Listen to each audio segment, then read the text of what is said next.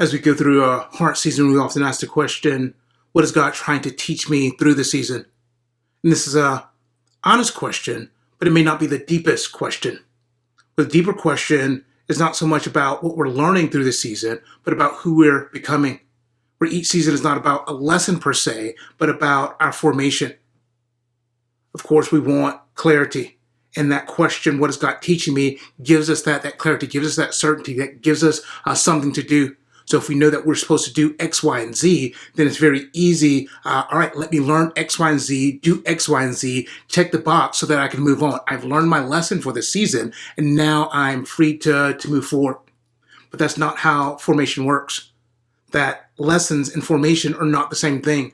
Lessons are about often concrete tasks, skills, drills, disciplines to learn. And these are all good and helpful things, but it's not the same as formation. Formation is about who we're becoming. And so it's more of an inner work, an inner transformation. Our inner man is being transformed into something new. And it's not just skills to learn per se. And what makes formation difficult is that it requires relationship. Where if I'm just learning a skill, in many ways I can learn a skill by myself. But formation requires me to be in relationship with God, relationship with others, relationship even with myself. There's times that if it's just learning a skill, then I don't need God. All right, God, just tell me the skill that I need. I'm going to do this, but I'm doing this apart from you. Where God wants more than just us learning skills. He wants us in relationship with Him. And part of that requires us to learn how to trust Him, even when things are uncertain. And so that step of faith in our journey of formation is more about how we're deepening our relationship with God and not just about learning a new skill per se, that we can check the box that we've learned that skill, but we've not grown deeper in relationship with Him. Part of formation also happens as we are tested in our relationship with others. And so marriage, parenthood would be of this sort, that there's certain things that you can learn in a book, but you're not formed until you've put that in practice in actual relationship. That learning those things, whether that is premarital counseling or the baby books and parenting books, like all of that can be very helpful skills to learn, but none of that matters until you're actually formed in relationship. And this is true of ourselves as well. But certainly there's a place for us to know ourselves. We must also be able to be in a relationship with ourselves enough to trust ourselves, to trust that we will show up and offer ourselves when it matters, that we will not allow our doubts and insecurities to cause us to hold back. Or like we talked about in that recent video on Behind the Curtain, we're not hiding behind the curtain like that wizard, putting on this performance, showing everybody else what we think they want to see, meeting their expectations while hiding behind that. That part of being in a relationship with ourselves is allowing that inner man to form. And even here, this often comes under pressure, that we don't really know ourselves until we are tested, until we're in the trenches of life being tested. Do we discover ourselves in a new way?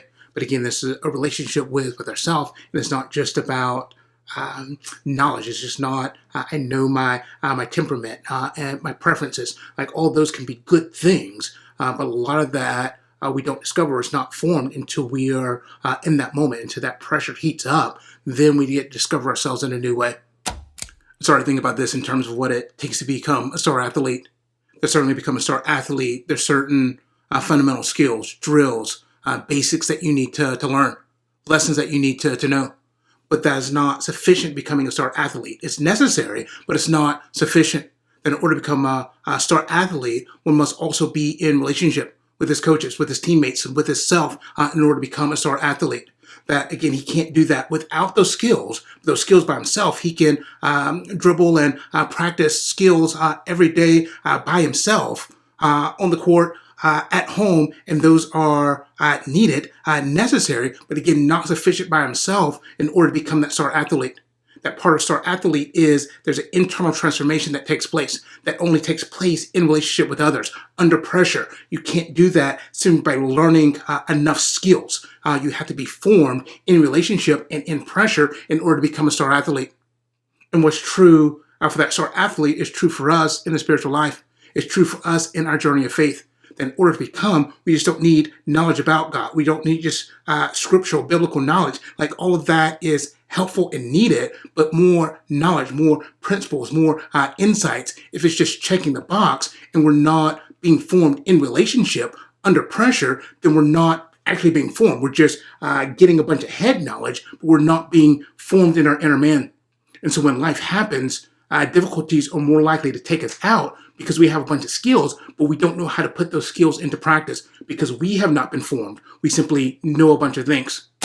God wants to entrust us with more of his kingdom, and this requires us to grow in capacity, which requires formation. And so it's not just about learning more things, but about who we're becoming. And so in order to answer the call for our life, we must be formed. And it's not so much, I'm going through this difficulty and I have this lesson to learn, the end. By all means, learn the lessons that you need to learn, but also allow yourself to be formed, to be shaped, be transformed into the man that can bear the weight, bear the responsibility that God has given you for your respective calling. And so when you're going through difficulties, the question is not so much, what is God trying to teach me through the season? It might be that, but often a better question is, who is he shaping me into? How is he using these difficulties to form me into the man that can be trusted with more of his kingdom? Because some seasons are not just about getting through. Some seasons are about who we're becoming through this season.